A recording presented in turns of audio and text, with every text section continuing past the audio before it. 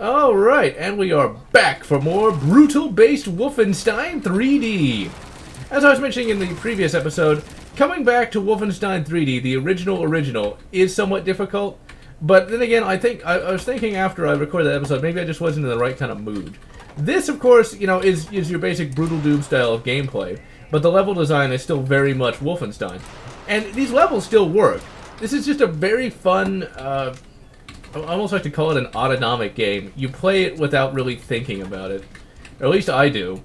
And I was really looking for a good Doom mod like this. Now, one of the big things why it takes me so long to do a Let's Play like this is just there's just this massive stack of games. Well, it's not a physical stack of games. What is this, 2005? But it is a stack of games. I've got a metaphorical stack of games I got to go through or play. And then there's games that I discover and I get really excited about them. And yeah, this was not in the original game. Like, you would not have seen. Also, the lighting effects weren't seen in the original game either. But yeah, it's like the thing is, I have so many games to get through that yeah, Brutal Wolfenstein sounds good, but I've got other things I got to get into. Smacky, smacky.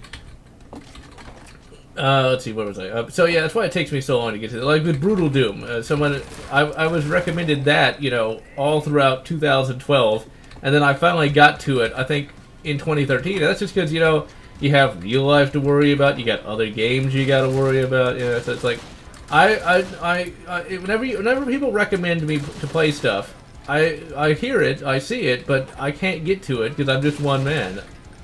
I'll get to it eventually, and I'm glad to be told about these things because without you guys telling me about some of this stuff, I don't know it exists.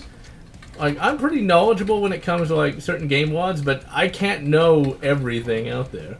I can know most things, because I'm awesome like that. But I can't know everything. I'm really glad I waited to play this, though, just because I'm always looking for a good first-person shooter, and I'm always looking for a good Doom mod. Because I play, so many Doom mods. Well, I say I play. I used to play so many Doom mods. I kind of played through all the ones that I actually like. I'm always looking for a good tech-based Doom mod. Like tech-based, as in, like, the mapping style is tech-based. The problem is, I've played so many of them, and I'm really hurt. Also, whenever you pick up like the health boxes, I always think they're like pizza boxes. They just look like pizza boxes to me. So it's like BJ here gets his health pizza. But let's see, where were we? So yeah, I always like the tech-based looking things. I don't like the really brown. I don't like brown levels for whatever reason. It's one of those things that just touches a bit in my brain. It's like yuck, and I just stop playing. This is a Doom WOD that... Now, this, of course, is a WOD for Doom 2. You launch it with Doom 2, and it has all the levels and everything. This particular version of Brutal Wolfenstein... I almost said Brutal Doom. Brutal Wolfenstein is a remastered version, and it's got all kinds of cool crap in it. It's got the sound mods. It's got some weapon sound mods as well. It basically combines a number of mods into one. Do I have a key? No, I don't. Okay. So... that is cool. I'm glad I waited, once again, just to get the most fully updated version. Although, I did like Brutal Doom version 18. I like the little ghost ring sights. I don't know why Sergeant Mark IV moved away from that. But, let's see. I was going to mention something, but I forgot what it was. Well, maybe it'll come to me in a minute. But there's... oh, yeah, that's what I remembered. I was actually doing... shit. Asshole! Save. Save. LP1. You notice I just use one because it actually puts it at the top of the bloody list, so I don't have to scroll down. So if I die a lot, I can just automatically get back in the game. Now there might be a key in here. I can't remember where everything is in these levels. But I was doing some study on the various German generals the other day, just because I was curious. Now I've already done study on them before, but it still is something I look at from time to time. Yeah, there's a key in here.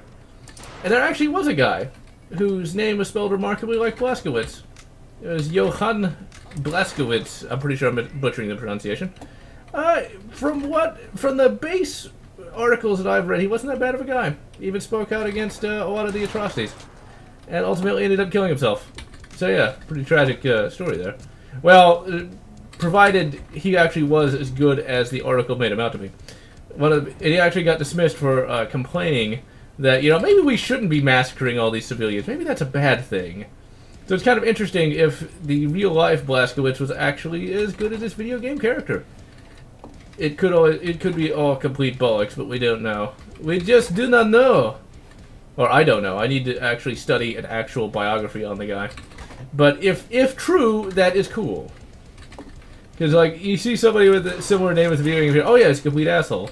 Like, well, maybe he wasn't. Maybe he wasn't. It's always interesting to study about the various German generals.